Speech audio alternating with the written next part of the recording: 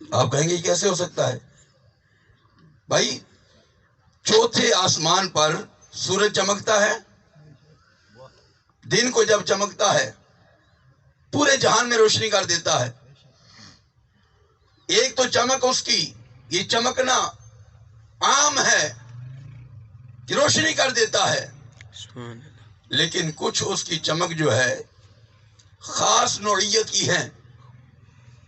جب وہ کھیتوں پر چمکتا ہے تو فصل کو پکانے کے لیے چمکتا ہے۔ سبحان اللہ۔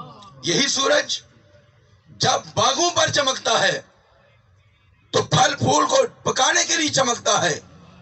جب گندی اور ناپاک زمین پر چمکتا ہے تو اسے خشک کر کے پاک کرنے کے لیے چمکتا ہے، اور جب بدخشاں کے پہاڑوں پر چمکتا ہے تو لال کو چمکانے کے لیے چمکتا ہے۔ سبحان اللہ۔ بیائی نہیں، میرے اور آپ کے آقا و مولا صلی اللہ علیہ وآلہ وسلم اس کائنات میں تو جلوہ گر ہوئے، لیکن حضور سب کے پاس ایک جیسے نہیں آئے۔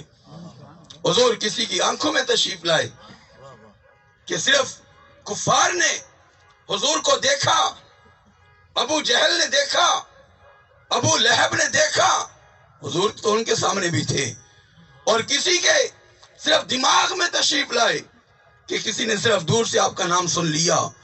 کسی کافر کی زبان پر تشریف لائے، انہوں نے آپ کا تذکرہ تو کیا لیکن کلمہ نہ پڑھ سکے، اور اہل ایمان کے سینوں میں تشریف لائے۔ سبحان اللہ۔ اہل ایمان کے سینوں میں تشریف لائے، جس سے ان کا سینہ مدینہ بن گیا، رحمت کا گنجینہ بن گیا، بلکہ یوں کہہ لیجئے اللہ کے فضل و کرم کا خزینہ بن گیا۔ اور فنا فی رسول ہستیوں کے حضور قلوب میں تشریف لائے، دلوں میں تشریف لائے۔ جو اپنے آپ کو رسول اللہ کی ذات میں گم کر بیٹھے، حضور ان کے دلوں میں اتر گئے، اور ان کے دل حضور کی تشریف آوری سے عرشہ معلہ بن گئے۔ سبحان اللہ۔ اب کہیں کیسے ہو سکتا ہے؟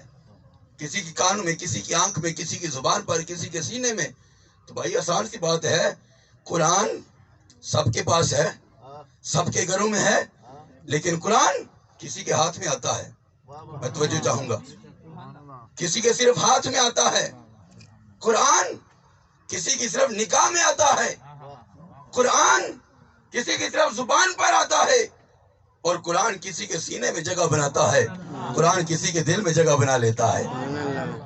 عام مسلمان کے ہاتھوں میں جو پڑھنا نہیں جانتے ان کے صرف ہاتھوں تک رسائی ہے، اور قرآن جو پڑھنا جانتے ہیں ان کی زبانوں پر آ گیا، اور جس نے زیادہ محنت کی،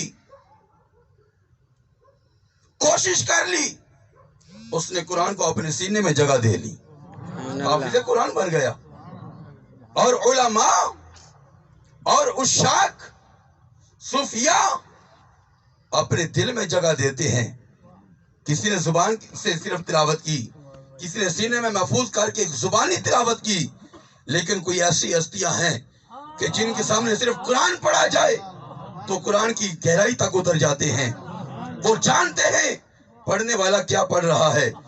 بظاہر ہم سب قرآن کو سن کر جھومتے ہیں، لیکن جو علماء ہیں، جو صوفیاء ہیں، اہل اللہ ہیں، جنہیں بارگاہ خدا بندی میں ایک مقام اور رسائی حاصل ہے، جب ان کے سامنے قرآن کی آیت آتی ہے تو وہ پھر گہرائی میں اتر کر اس کا مفہوم و مطالب بیان کر دیتے ہیں۔ سبحان اللہ۔